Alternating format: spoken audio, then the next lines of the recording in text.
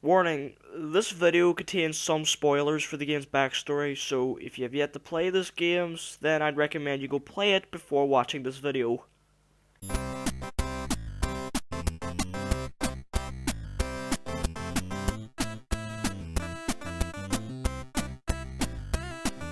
Just mere months after the original Five Nights at Freddy's, the creator released a sequel. I was rather shocked of how quickly the second game came out, especially seeing as the first promotional picture that the creator released stated that the game was going to be released in 2015. As a matter of fact, I actually heard somewhere that the developer accidentally released the full game where he just meant to release the demo. I don't know if that's true or not, but anyway, Five Nights at Freddy's 2.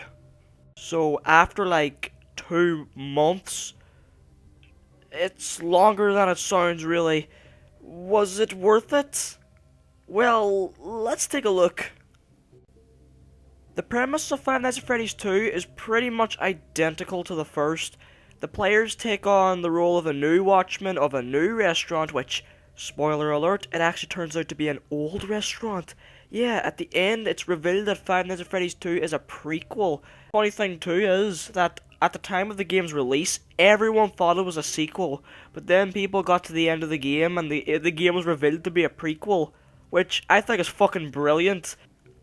I mean, tricking people into thinking your prequel is a sequel, that's fucking genius.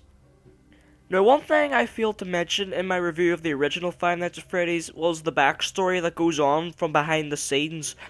Mainly because it wasn't really focused on in the original. All you got was a few newspaper clippings that would appear on the walls sometimes, and that was pretty much it.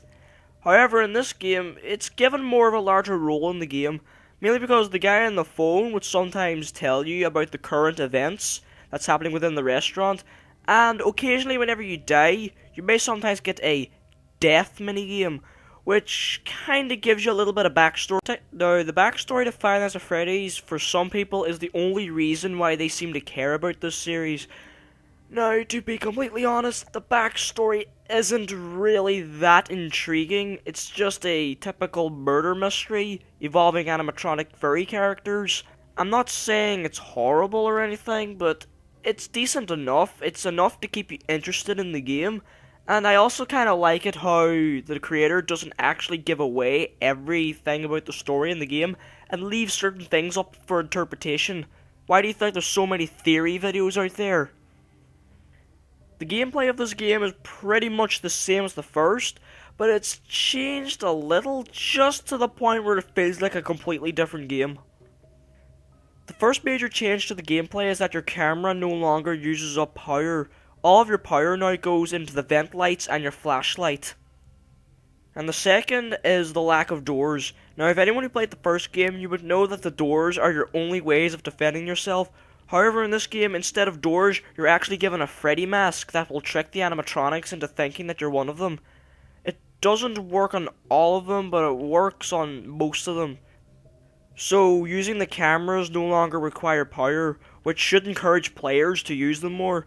However, in Five Nights at Freddy's 2, it introduces a new character called the Puppet, or the Marionette, or whatever you want to call him, which, if you ignore winding up the Jack-in-the-Box, which you have to do in order to keep him at bay, he'll come and kill you. And as the nights go by, his Jack-in-the-Box unwinds faster and faster, so really on the later nights, you're just going to be having the camera facing straight at the music box, and you're just going to be opening up the camera every now and then to wind it up. So, in the later nights, that's pretty much the only spot you'll have your camera facing. Also, the flashlight, which is kinda used to mainly just look at the hallway in front of you. You could also use it while looking at the cameras to light up the rooms, so that's pretty cool. However, while the camera doesn't use power, the lights do. So, yeah, you're gonna have to be limited on how you use your lights. And you kinda need your lights in order to keep Foxy away, because if you don't shine your light down the hall for a certain length of time, Foxy will come and chop your head off. One thing I'd like to add, fuck Balloon Boy, just fuck him. But while I was playing through the game, the only two characters that actually gave me a bit of trouble were the old Bonnie and Chica, seeing as they were just seen to pop up in the office whenever they feel like it, and your only way of dealing with them is by putting on the Freddy mask and just pray that you were fast enough. I mean, if you take more than a split second of time to put on that mask, you're fucked. As the game went on, I learned to predict when they would be popping up. However, I just stuck to the tactic where every time I put down the camera, I put on the mask straight away, just in case they happened to be there.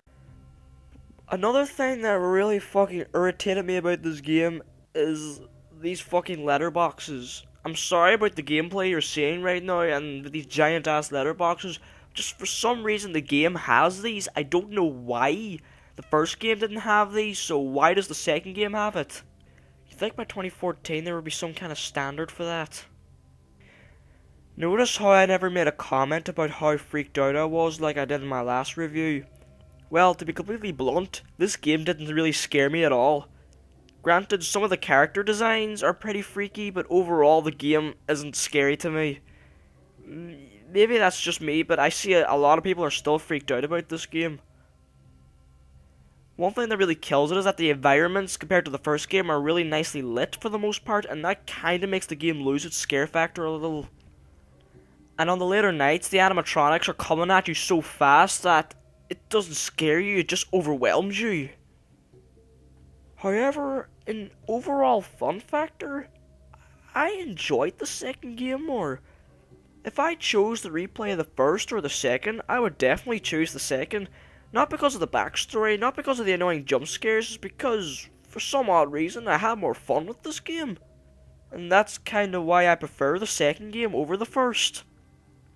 While the second game fails in scare factor in comparing to the first, it's still more fun and offers more backstory, so yeah, I recommend this game over the first.